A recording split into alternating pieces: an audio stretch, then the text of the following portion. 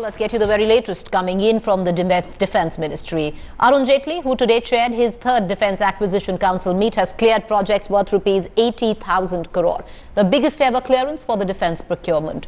The Defence Minister said that national security is of paramount concern for the government and that all hurdles and bottlenecks in procurement should be addressed.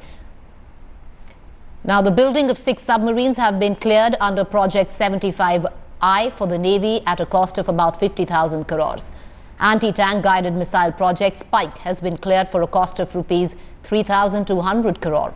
363 armoured personnel carriers to be built by OFB at a cost of rupees 1,800 crores for its army.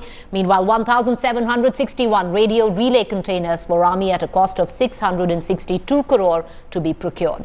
Also, 12 Dornier aircrafts are to be made by HAL for the Navy at a cost of rupees 1,850 crore. Critical rolling stock for the army will also be updated at a cost of 740 crore, which is used to carry arms, large guns, artillery and others.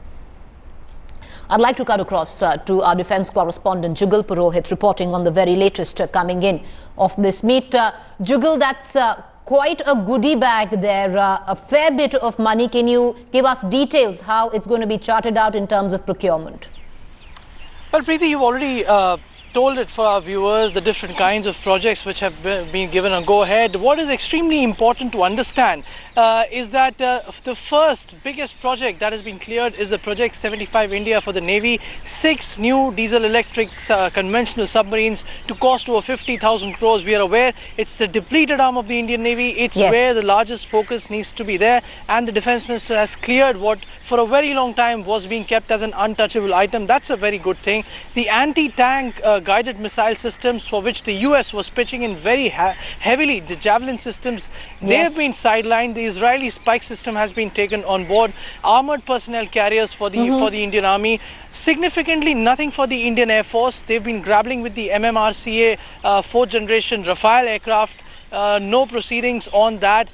Nothing on the intermediate jet trainer. So the Air Force, at least for now, seems to be the loser in this case. The Army, the Navy, of course, getting some of their most critical requirements addressed. And the most important factor, Preeti, is that most of these items are to be made in India. That's the concept that the Prime Minister has been speaking about, the Defence Minister has been speaking about. And Jugal, that is where the catch lies, doesn't it? Because made in India clearly goes on to mean that we'd be saving a fair bit of money that has been drained out of our finances earlier.